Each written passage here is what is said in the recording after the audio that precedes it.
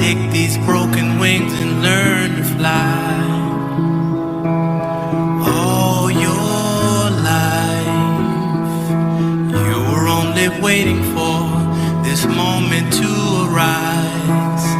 You were only waiting for this moment to arise. You were only waiting for this moment to arise.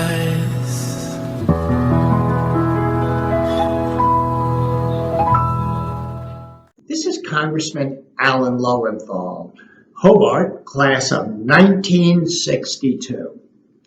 Welcome back to campus for your 50th reunion. Evermore the sun shall be, hip Hobart, my hip Hobart, champions born of liberty. Hip Hobart, my hip Hobart, ever shall our champions prove, filled with brave, unchanging love.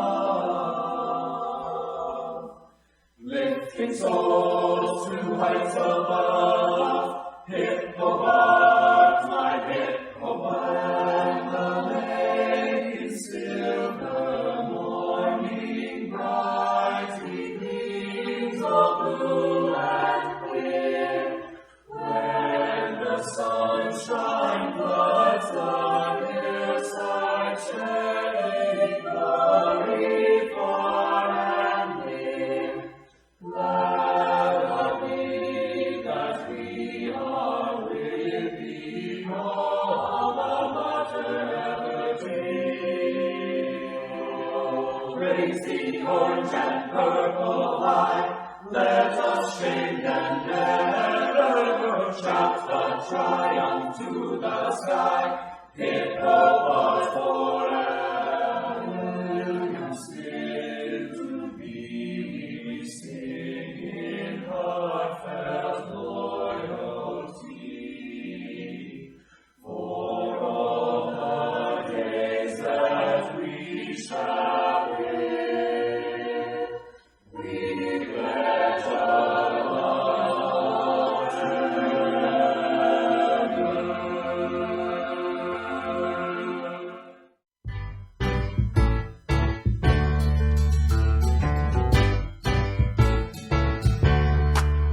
Welcome back.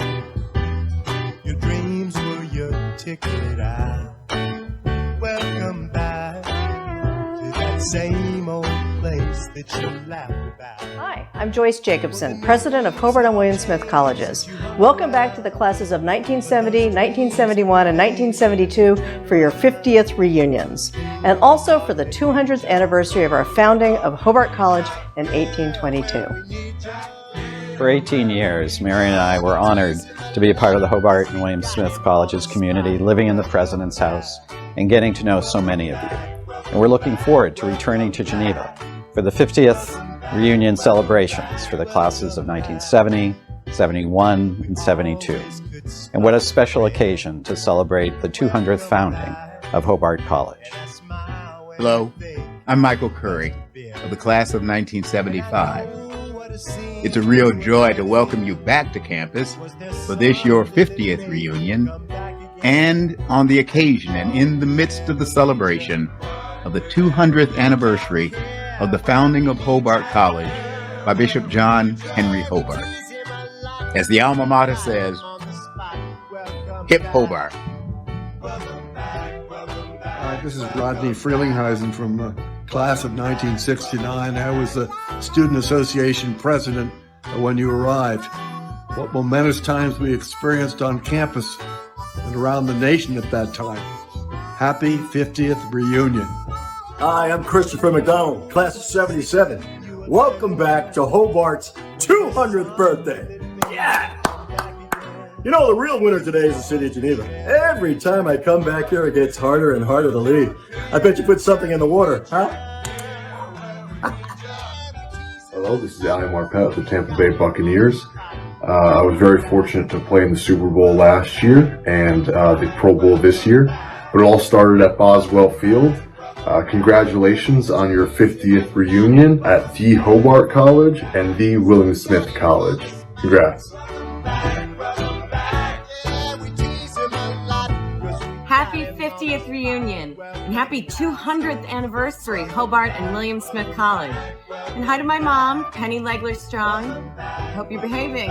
Welcome back.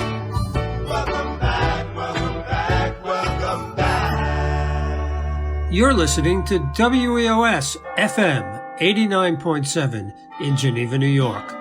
It's the echo of the Seneca. I'm sitting in the railway station, got a ticket for my destination. On a tour of one-night stands, my suitcase and guitar in hand, and every stop is neatly planned for a poet and a one-man band. Homeward bound, I wish I was homeward bound. Hi, this is Alan Coulter, correspondent for the class of 1964. Reunions. Here at HWS, they happen with grace, flair, and sentiment. A tradition that is deep-rooted in our hearts. Back when you were 20 years old, or now that you're 70 years young. And each town looks the same to me, the movies and the factories, and every stranger's face. 50 years ago, yet it all seems like it was just yesterday. Homeward bound, I wish I was homeward bound. Hi, I'm Bill Whitaker, Hobart grad of 1973. Welcome back to the classes of 1970, 71, and 72. This year marks the 200th anniversary of Hobart, the 114th of William Smith, and together, your 50th reunion. We have a campus of magnificent beauty on the shores of Seneca Lake. The history of the colleges is one of ingenuity and perseverance in the face of many challenges, despite the Civil War, the Depression, World Wars, the Civil Rights era, Vietnam, and even the 1918 influenza and COVID pandemics. The colleges have thrived. It's a heritage that we all proudly share.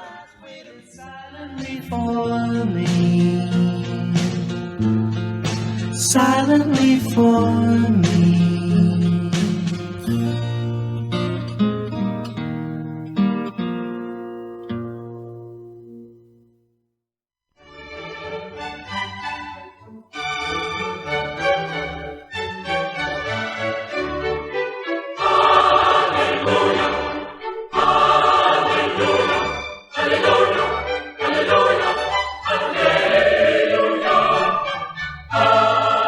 John Henry Hobart was born in Philadelphia on September 14, 1775, as America was beginning its fight for independence. He went to the University of Pennsylvania. Afterwards, he was ordained a deacon. In 1816, John Henry Hobart was elected the third Episcopal Bishop of New York. He was the rector of Trinity Church in Manhattan, the wealthiest, most influential church in the United States. He was a prolific author and a preacher of great eloquence.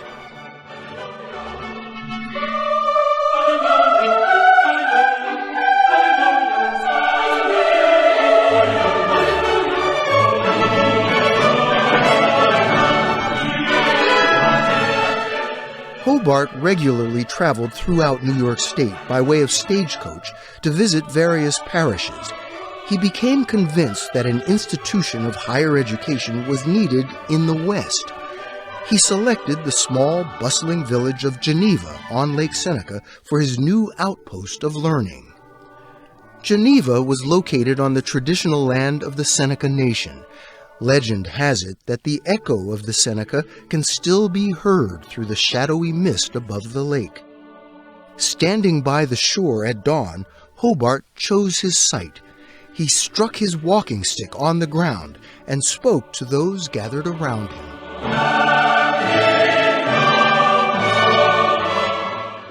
Here, gentlemen, is the spot for the college. It will be a stronghold for the church in the West. We wish to send young men forth in their natural and interesting union by the blessing of heaven to enlighten and save the world. Remember, of those to whom much is given, much will be required.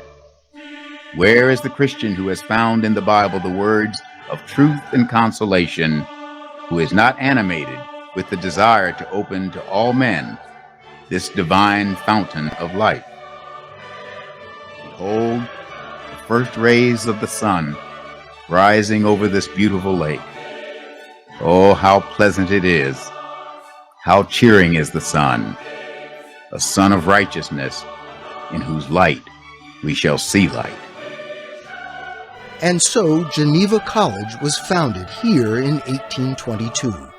The United States was less than 5 decades old. Abraham Lincoln was just 13. 30 years later, the college was renamed in Hobart's honor.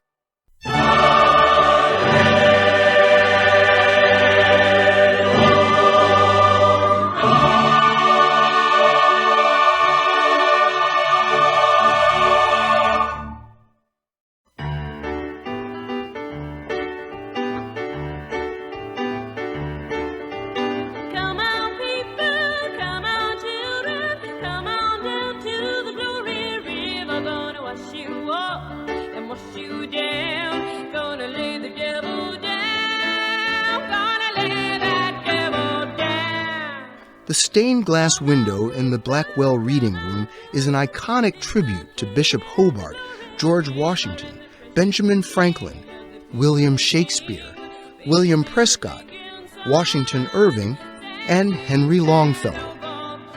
Born in England in 1821 and raised in New York, Elizabeth Blackwell eventually became interested in health and medicine. But at the time, being a physician was not a realistic goal for a woman. In her 20s, she was rejected by 24 medical schools. Finally, in 1847, she applied to Geneva Medical College, which was then a department on the Hobart campus. It's been said that the faculty and students thought it was all a joke, but they voted to accept her anyway. And from that came Blackwell's opportunity, which she seized with determination and which ultimately led to success. She graduated 2 years later in 1849 at the head of her class and received her diploma from college president Benjamin Hale. Sir, it shall be the effort of my life to shed honor on this diploma. I would not trade this one moment for all the riches in the world. I cannot but congratulate myself on having found at last the right place for my beginning. My whole life is devoted unreservedly to the service of my sex. The study and the practice of medicine is in my thought but one means to a great end, the true ennoblement of woman.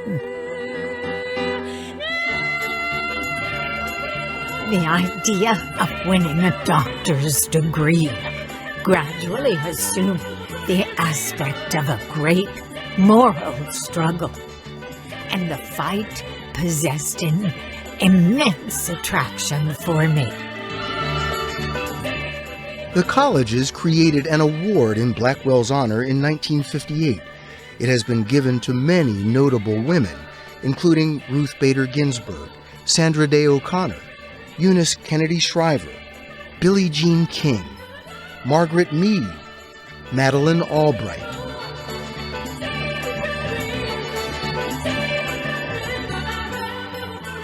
And Marian Anderson at your graduation in 1972.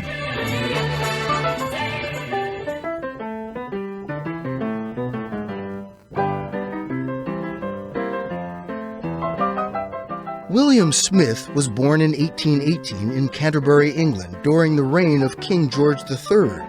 He came to America as a young man and settled in Geneva. With no formal education, he became an entrepreneur, a self-taught scientist, and a patron of the arts. After starting a successful nursery, he became the director of the First National Bank of Geneva. Then he opened an opera house and an observatory.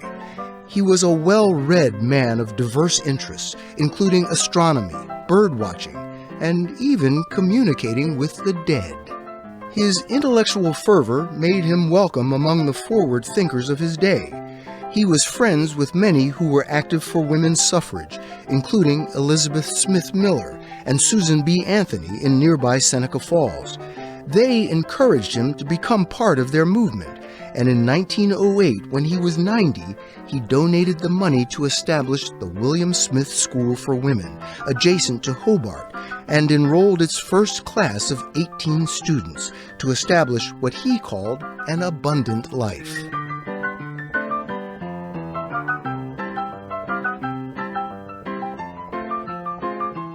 I resolve that William Smith College will be founded as a non-denominational liberal arts institution dedicated to educating women broadly, not just vocationally. There is but one faculty, and the same educational advantages and degrees are hereby offered to women as well as men. I have already invited them to my home and also visited them on the Hill, where I have donated the funds to build Comstock House. I am delighted in the success of the charter class and have heard from the faculty that William Smith women are already doing better than Hobart men.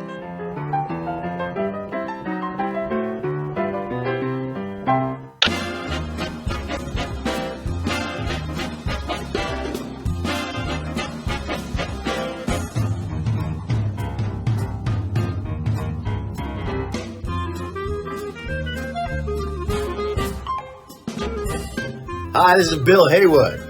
I was our class president for Hobart Centennial Celebration in 1922. It was also the first year HWS had a joint commencement for men and women. And I remember when we shared a toast to our beloved alma mater at my 50th reunion and your graduation in 1972.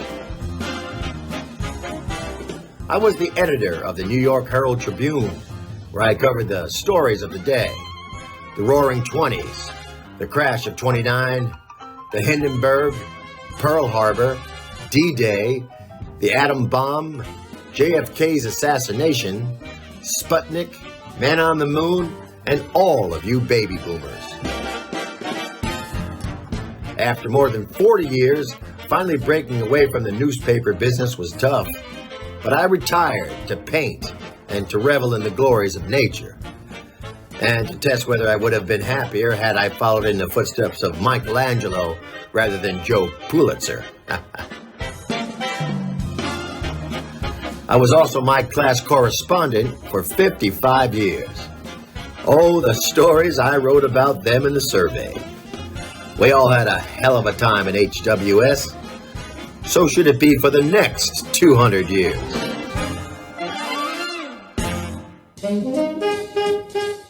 In 1949, William Scandling started a new food service on campus. The Canada Saga Corporation was named after the Native American word for Geneva. Saga eventually grew into the national leader in college dining services, and Bill Scandling became the greatest benefactor in HWS history.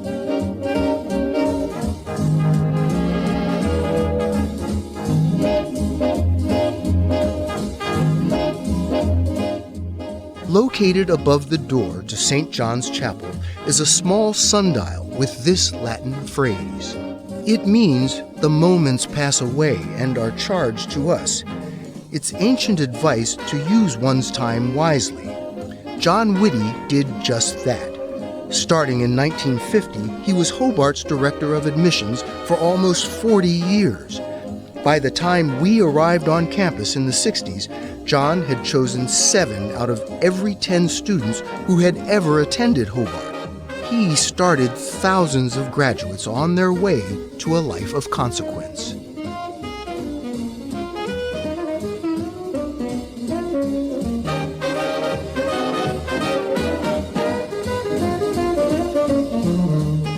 And all of us who attended from the 1950s to the 70s remember Western Civ. This course traced the historical, philosophical, religious, and political history of Western civilization. We read many of the great works. When asked on a test what was written over the gates of hell in Dante's Inferno, one student wrote, "Welcome to Western Civ 3."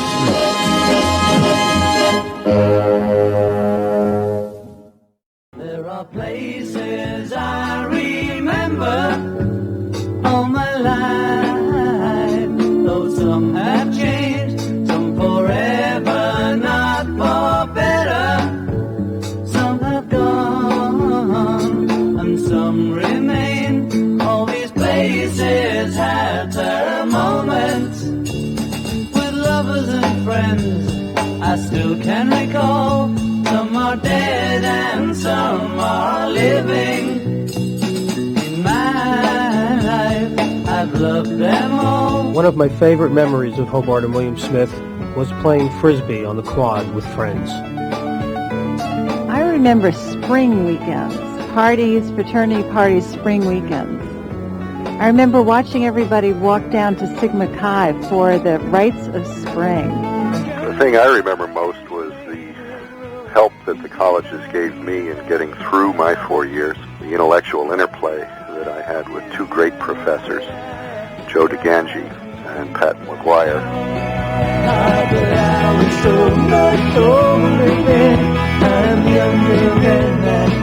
When it came our time as rising sophomores to buy the beanies for the freshman class, good old class of 72 said, "We refuse. We're not doing that anymore." So I think that was the end of freshman beanies at William Smith College, and good riddance. My favorite athletic moment were the lacrosse games when our goalie, Dave Creighton, would go racing down the field and score against the other team, and we would go crazy. Those are some of the best Saturday afternoon memories. I never thought I'd live to be 100. What I really liked was discovering that your teachers, who were your authority figures, could also be your friends. And Jack Krause was both a great teacher and a great friend. Everything turn, turn, turn. There is a season, turn, turn, turn. And a time to every purpose under heaven. A time to be born, a time to die, a time to plant, a time to reap, a time to kill, a time to heal, a time to laugh, a time to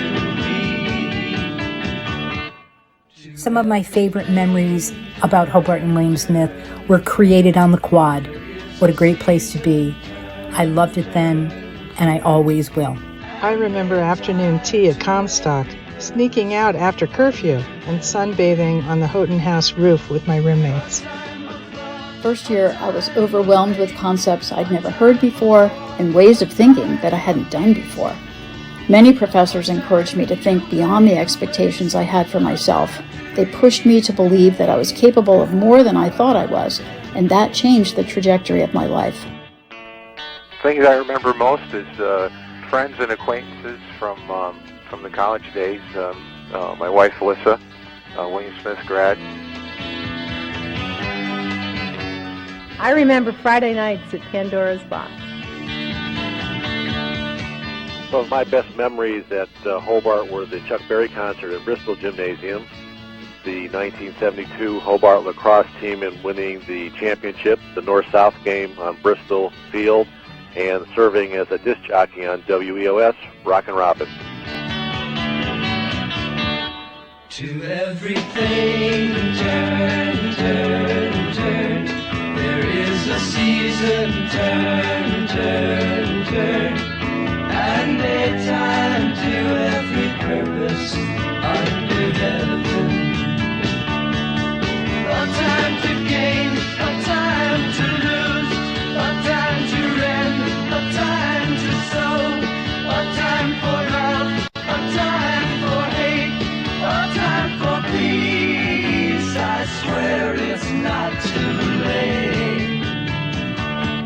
First year, Eric Spungen and I, on some kind of bet, decided that we would go to the Oaks and drink a beer in our underwear.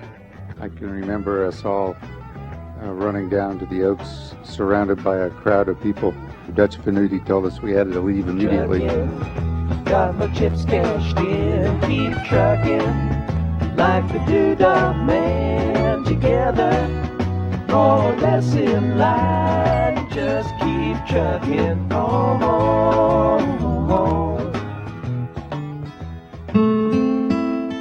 The best semester was the strike against the Vietnam War, when we brought the campus to a standstill and thought we were really making a difference. I remember that beautiful, spectacular spring morning with a bright blue sky when we walked out on the quad and we saw that recreation of Kent State in absolute white colors, and how stark it was and how it reduced us all to silence.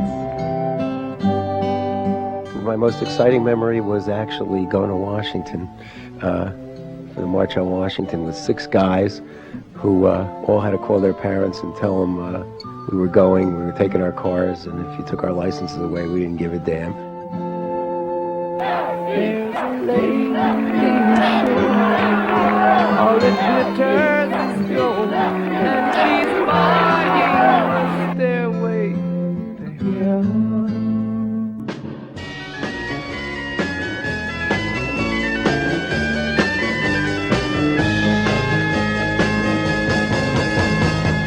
That it would be untrue.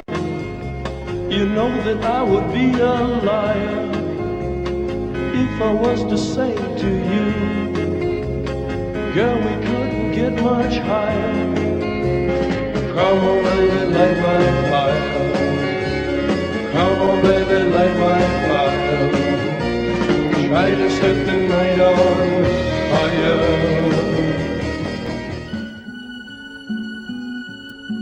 The thing that touched me the most was having professors, for instance, Dick Heaton, having professors like him that encouraged questioning and really put you on the spot to defend your ideas and theses while not being critical or judgmental. It was a great time to learn how to think. Time it was, and what a time it was, it was a time of innocence, a time of confidences. Long ago it must be, I have a photograph, preserve your memories, they're all that's left you. What I remember are the close friends that I've made from Hobart and William Smith that we've stayed in touch for 30 years. When we get in touch with each other, it's almost as if we've gone back to the colleges themselves. To me, that's what life's all about.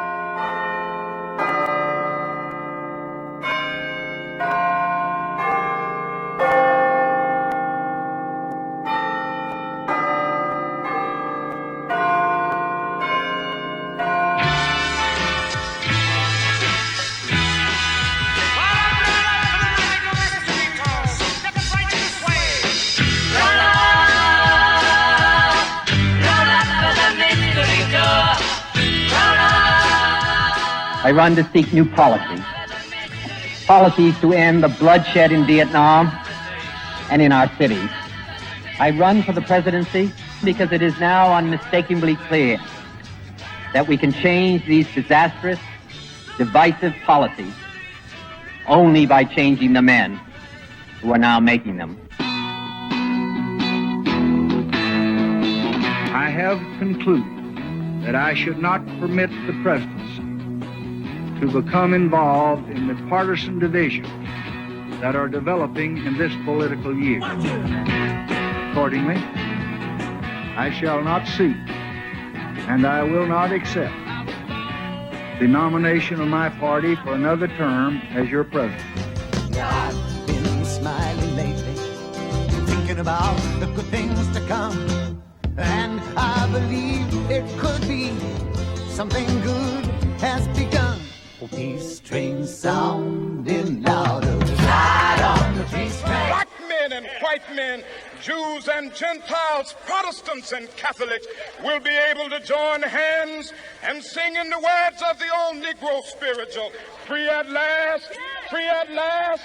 Thank God Almighty, we are free at last. My brother need not be idealized or enlarged in death beyond what he was in life. To be remembered simply as a good and decent man who saw wrong and tried to right it, saw suffering and tried to heal it, saw war and tried to stop it. As he said many times in many parts of this nation, some men see things as they are and say why. I dream things that never were and say why not. Known as a feeling, a beautiful ceiling. The smell of grass just makes you pass into a dream. You're here today, no future fear. This day will last. I say to this great convention tonight, and to this great nation of ours, I am ready to lead our country.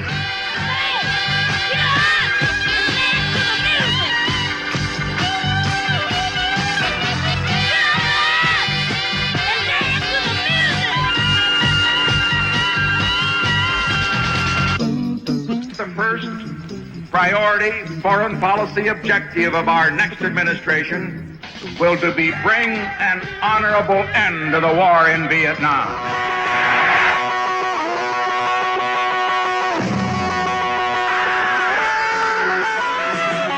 You want a revolution? Well, you know, we all want to change the world. Sound you hear is that of today's activities at the University of Florida's Gainesville campus as police battled nearly 600 student demonstrators with tear gas and water hoses. Protests stretched from Columbia University in Oswego in New York State to the Stanford and Berkeley University campuses in California. In Southeast Asia, Moscow, Peking, Washington, and the United Nations, the tension mounts. As fast as they can kick them up, police are kicking them back at the demonstrators. This is a WEOS-FM special report. The blockade of North Vietnam. Good morning, I'm A.J.R. Heavens. President Nixon's new Vietnam policy is now a day old, and tensions and disturbances in the wake of that new policy are sending shockwaves throughout the world. At this hour, UN Secretary Kurt Waldheim is considering an urgent college campus. An all-college meeting was held at Bristol Gymnasium at 10:30. The main purpose of the meeting was apparently to sound out proposals for further action in opposition to President Nixon's new Vietnam policy. It was announced that 4 committees had been set up: correspondence, community affairs, academic alternatives, and transportation. That dealt with the war and President Nixon's speech. First on the agenda was a committee formed by student president Tim Taylor to coordinate the actions of Hobart and William Smith students. The committee is headed by Lean Weinstein and has tentatively been named the Life for Vietnam Committee. An appropriation of $200. It will be cloudy with snow likely and high in the 30s on Friday. The temperature outside our studios is currently 19 degrees. And now back to Hank Lenz and more music. This is Traffic, title cut off the new album, Low Spark of High Hill Boy.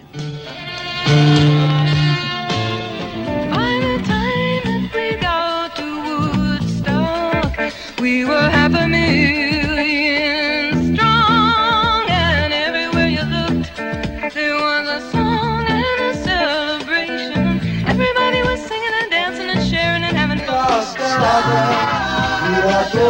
one small step for man, one giant leap for mankind.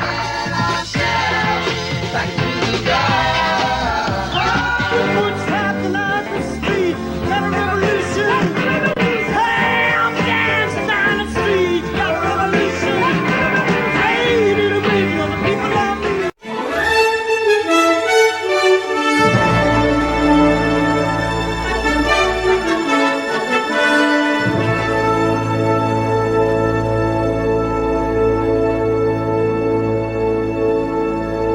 At 3:48 a.m., May 1, the fire department of the city of Geneva, New York, answered an alarm at Hobart College, a small liberal arts school on the outskirts of town.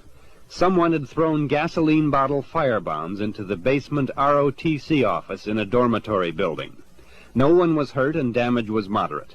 With extraordinary speed, some 7 hours later, police arrested and charged with arson 2 18-year-old freshmen. Soon thereafter, strange reports were heard of a shadowy figure known as Tommy the Traveler, and allegations that he had been fomenting violence on the campus. So he took an M1 out of the back of his car, and we fired rounds of the M1.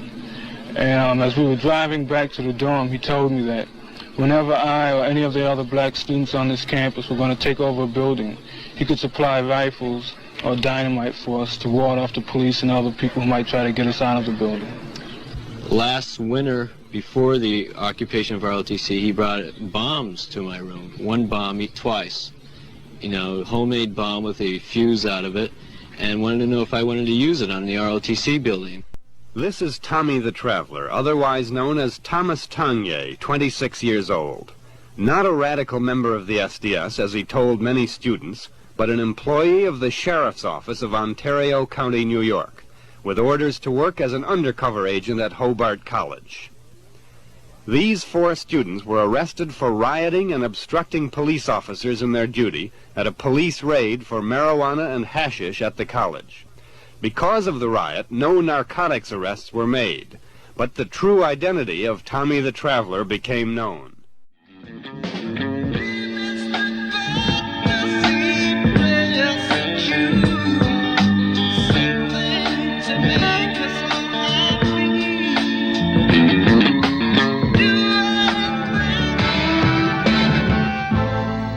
Almost cut my hair. Hello, this is Dan Rather. Welcome to all of you from Hobart and William Smith Colleges. I hope you've enjoyed listening to highlights of the last 30 years of American history on CBS Radio.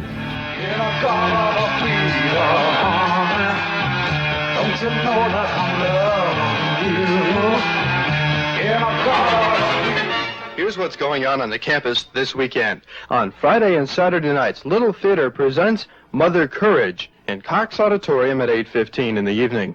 And the Hobart Film Society on Friday night only presents The World of Apu in Albright Auditorium at 8 o'clock. For details on these and other campus events, keep tuned to WEOS, 640 in Geneva, New York.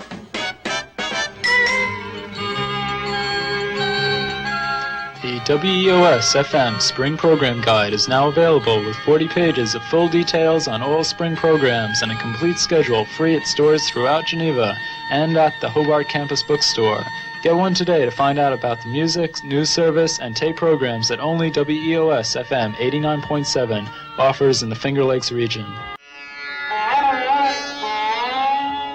Welcome to another edition of Underground Caravan. My name is Dave Simonese. I'll be here until 1 o'clock. We've got some good things for you this evening as we explore the caravans of rock and folk and jazz. Okay, here we go. We got a real pressure cooker going here. 2 down, nobody on, no score, bottom of the ninth. There's the windup, and there it is, a line shot up the middle. Look at him go. This boy can really fly. He's rounding first and really turning it on now. He's not letting up goal. He's going to try for second. The ball is bobbled out center, and here comes the throw, and what a throw. He's going to slide in head first. Here he comes. He's out. No, wait, safe at second base. This kid really makes things happen out there. Batter steps up to the plate. Here's the pitch, and he's going, and what a jump he's got. He's trying the third. Here's the throw. It's in the dirt. Safe at third. Holy cow, the golden base. Taking a pretty big lead out there, almost scaring him to try and pick him off. Pitcher glances over, winds up, and it's one down the third base line. The suicide squeezes on. play is going to be close. Here's the throw. Here's the play at the plate. Holy cow, I think he's going to make it. Scout right there. I gotta know right now. Before we go any further, do you love me? Will you love me forever? Do you need me? Will you never leave me? Will you make me so happy for the rest of my life? Will you take me away? Will you make me your wife? Do you love me? Will you love me forever? Do you need me? Will you never leave me? Will you make me so happy for the rest of my life? Will you take me away? Will you make me your wife? I gotta know right now. Baby, where did I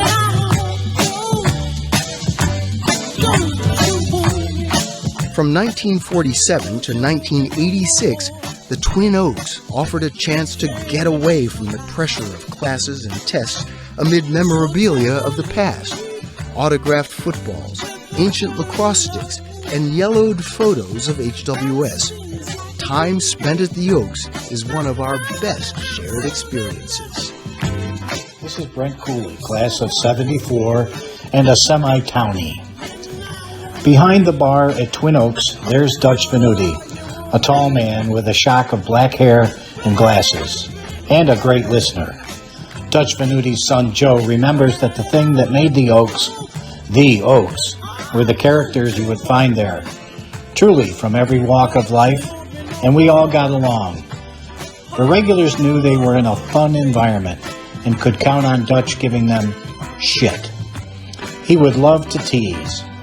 And yes, he had his soft side, willing to help out those who were going through tough times. Cosmo Fospero was on a B-17 that was shot down over Italy in World War II, and in 1957 he opened Sam's Bar and Grill. Cosby's was a home for generations of students and faculty. The bar was his living room, and we were all his guests. He told you when it was last call. Until then, time stood still. Yeah, I'm going down. Oh yeah, to Cosby's bar.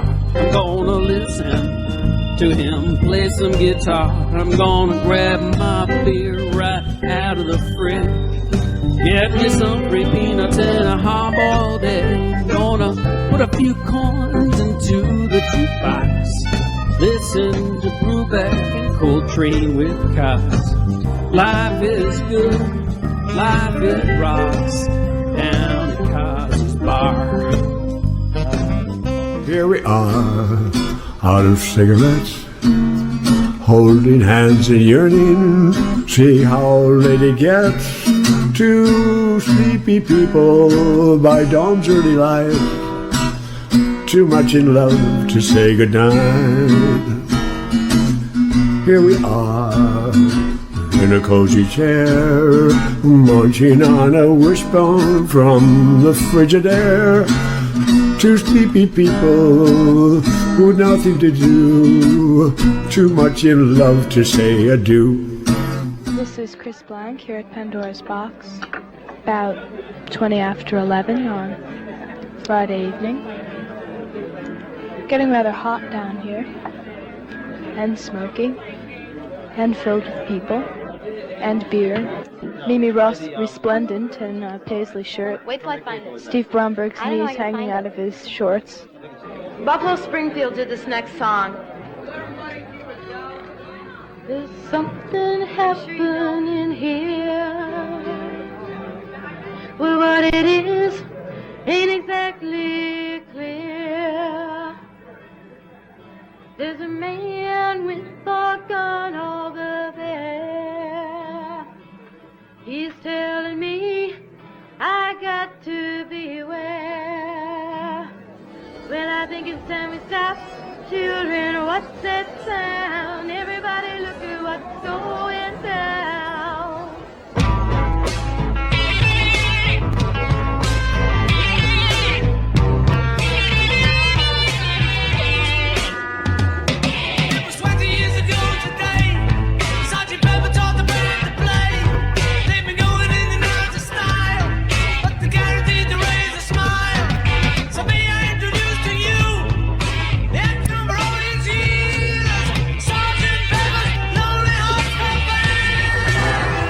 I was told that I would be making this address, I began searching my academic background for the perfect metaphor, the culminating abstraction through which I could describe the class of 1972.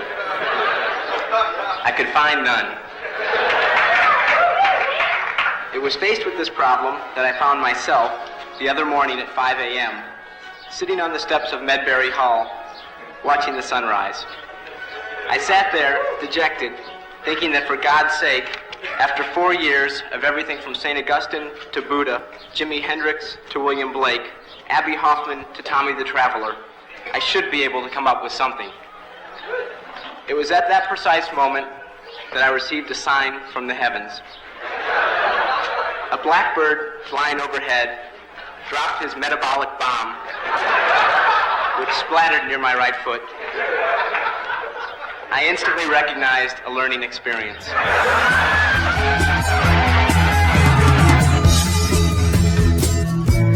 Darling, I feel that ice is slowly melting. Little darling, it seems like years since it's been clear. Here comes the sun. Here comes the sun. I say it's alright. Here comes the sun. Here comes the sun. It's alright. It's alright.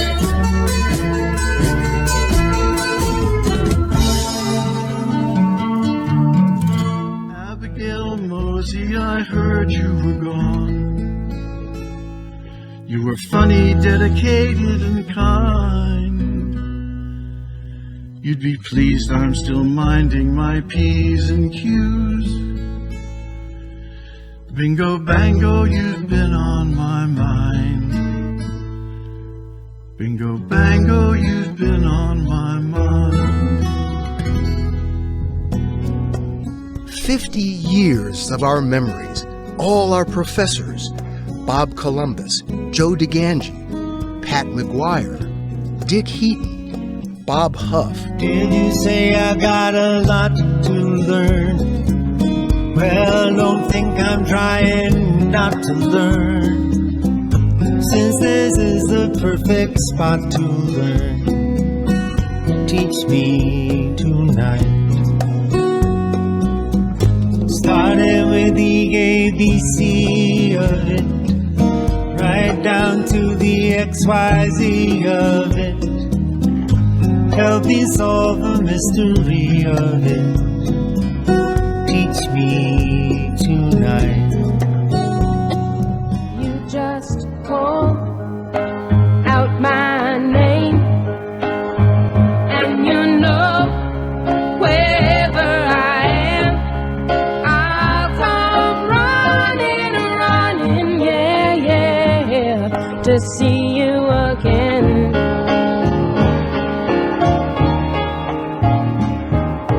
Winter, spring, summer, or fall,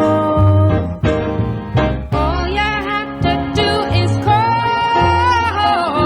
and I'll be there, yes I will. You got a friend. You got a friend. Ain't it good to know you got a friend? Ain't it good to know? Ain't it good to know? Ain't it good to know? You got a friend. Oh yeah, now you got a friend. Yeah, baby, you got a friend. Oh yeah, you got a friend. And the concerts we saw, Chuck Berry, the Byrds, Sly and the Family Stone, Miles Davis, B.B. King, Peter Yarrow. What amazing times. Louisiana, close to New Orleans, way back up in the woods among the evergreens. There's still a log cabin made of earth and wood, where lived a country boy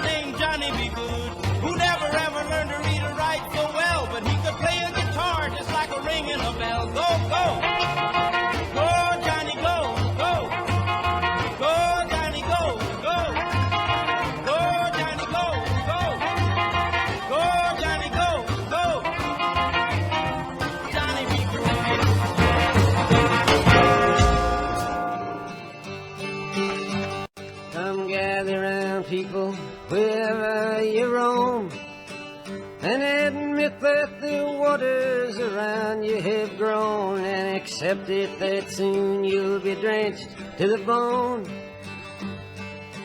If your time to you is worth saving, then you better start swimming or you'll sink like a stone, for the times they are a-changing.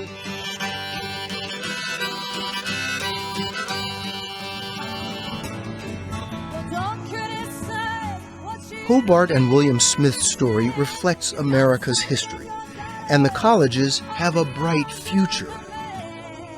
Today's student body affirms our commitment to diversity while striving to imagine and create a better world. There have been many changes here in the last 50 years. A new library, the Bizzuto Boathouse, the Caird Center for Sports and Recreation, and of course, the Gearin Center for the Performing Arts. It's the space for theater, music, and dance. Mark and Mary Gearin began the campaign for the colleges in 2005 and raised more than $200 million for campus, academic, and athletic improvements.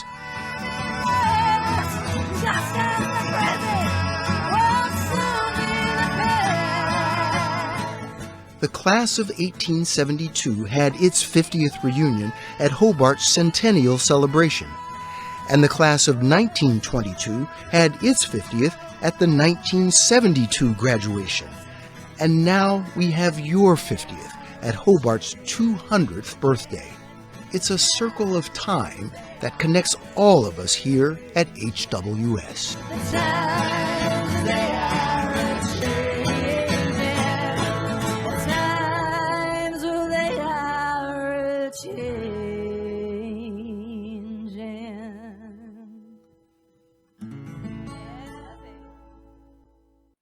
When I was president, Mark was director of communications, deputy chief of staff in the White House, and then head of the Peace Corps, and he did it all in 6 years. He couldn't hold down a job to save his life. And here he is, the longest serving president in the history of these great institutions. I am very proud of him and very grateful to him and to Mary for their friendship, to Hillary and to me and to all of you.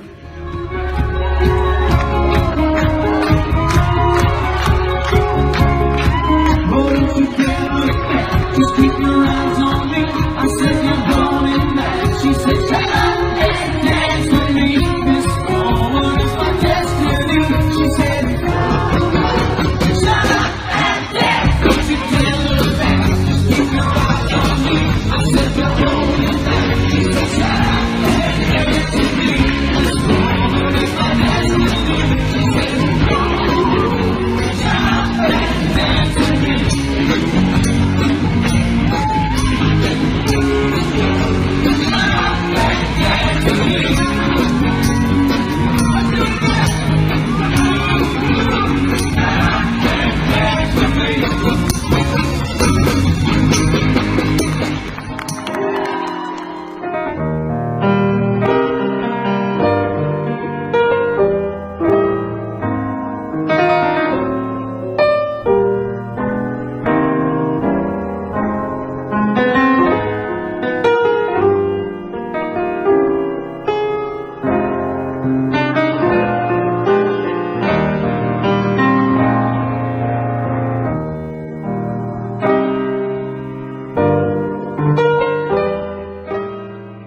I invite you to celebrate the merging of Hobart and William Smith's rich and colorful 200-year-old history with a vision of its future in which you can participate, and to teach the next generation to choose a life of consequence.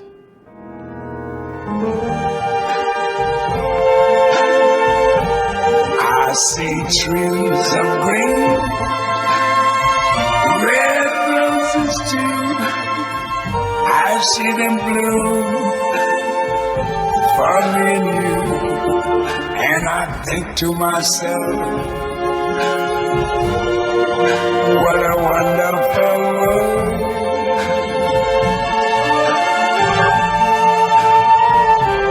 I see skies of blue and clouds of white, the bright blessed day, the dark sacred night. And I think to myself, what a wonderful world.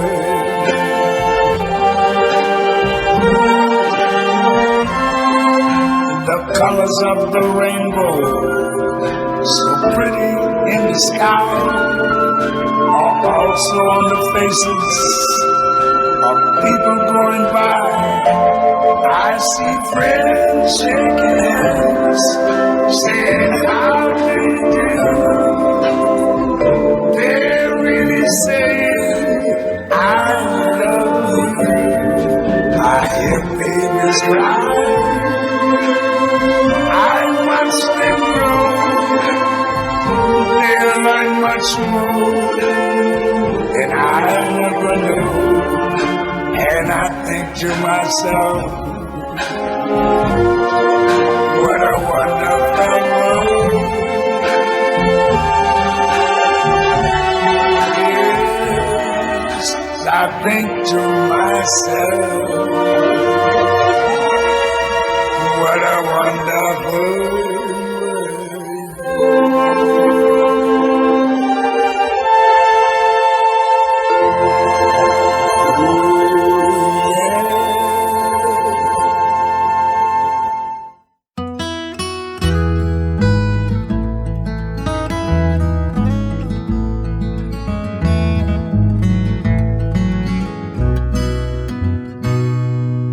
Mandatory chapel, no women in the dorm. Coat and tie to dinner, freshman beanies must be worn. No alcohol on campus, it was 1963. JFK, the Beatles, my first year on Pulteney Street. My first year on Pulteney Street.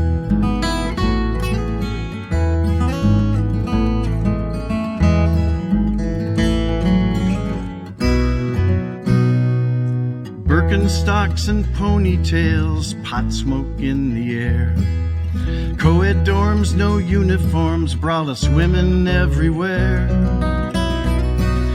Acid rock and acid 69 was bittersweet.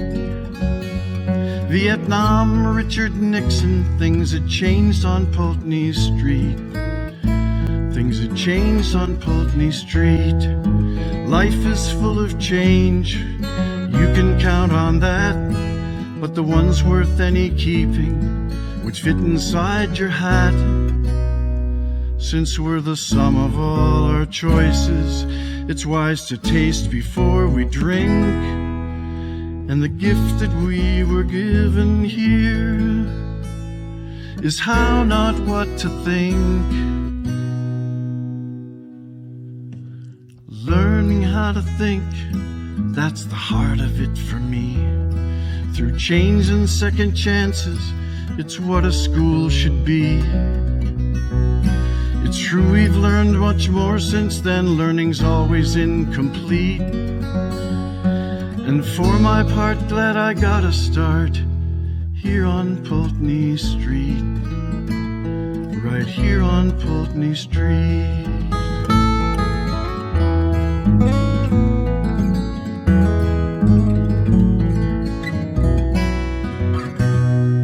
So go and hug your grandkids, bounce them on your knee.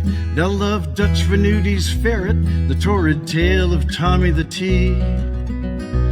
Though we came from different places, backgrounds varied and discreet, brings a smile to know 50 years ago we grew up on Pulteney Street. We all grew up on Pulteney Street.